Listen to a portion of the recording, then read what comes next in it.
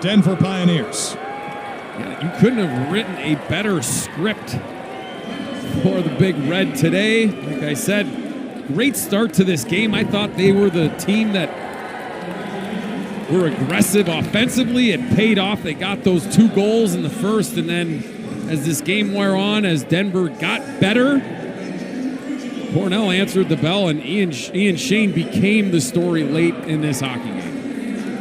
Mike Schaefer told us they wanted to be more aggressive tonight than they were in their last game, the semifinal loss in the conference tournament against Harvard. They certainly were. They took the fight to Denver, scored a couple goals in the first 10 minutes. Ian Shane backstopped them to a shutout, and the Big Red dethroned the Pios.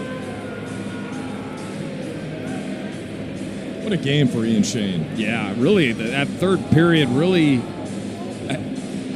2 games for him, right? The game where he doesn't see any shots, but then he gets a couple chances, does really well, and then a third period, which I'm sure he would enjoy almost a little better, where he saw a ton of shots and was active and was able to deny them. And I just go back and think about this Cornell team and what they've been through, and those guys that sat there for a year, didn't play hockey, watched everybody else get their games going, and that just the first thing I thought of as you watch Ian Shane, who was new to the team, did not have to go through that. So I'm sure he loved winning this game for the older players of the Big Red as they salute the crowd. And Shane's a happy man right there. We're going to hope to get a chat with him. I'm sure he'll be a pretty positive guy, right? I think so. Yeah, I think so.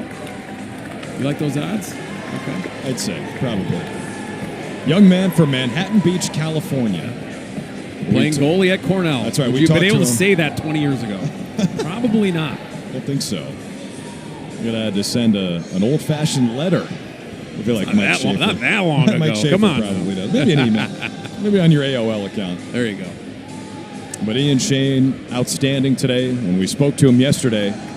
I asked him, how does a guy from Manhattan Beach end up playing at Cornell? He said, I ask myself that pretty much every day. in jest, of course, but combination of academics and athletics. Sure. Hard to beat.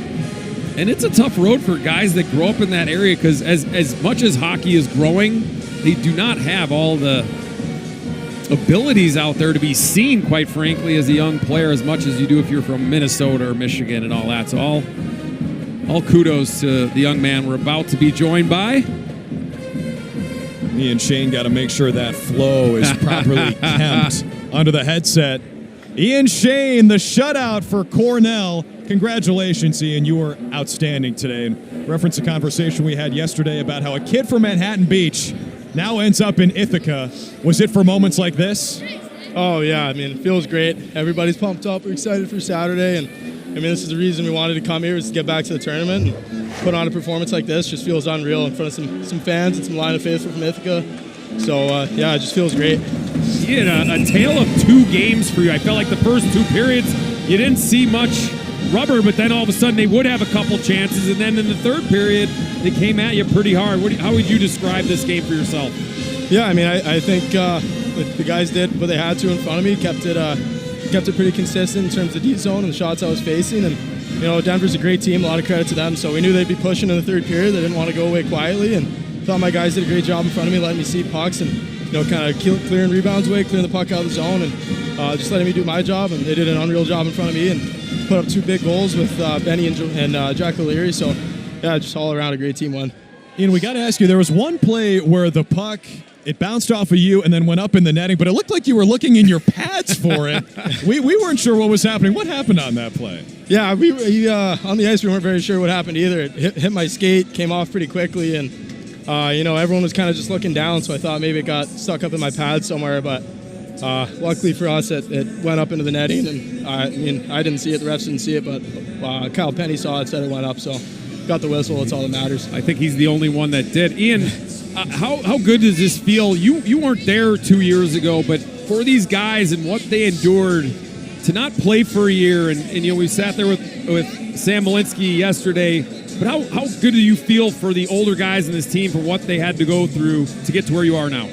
Yeah, Coach Schaefer talked about it yesterday in the press conference, talking about all the adversity those guys had to go through with being shut down the year that they were number 1 in the nation, and having to go through that COVID year the following year when the Ivy League decided not to go through with participating in NCAA sports. And so, yeah, you really feel for those guys, but at the end of the day, they came back, they fought through it. A couple guys I know from their class ended up leaving, and the class before, so for them to stay true to Cornell and come back and get a win like this, it's huge for them, and love those guys, want nothing but the best for them, and want to get another one on Saturday. Ian Shane, a 26 save shutout to bounce the national champs. Congrats, buddy. We'll see you Saturday. Thank you, guys. Thanks, Ian. Cornell blanks.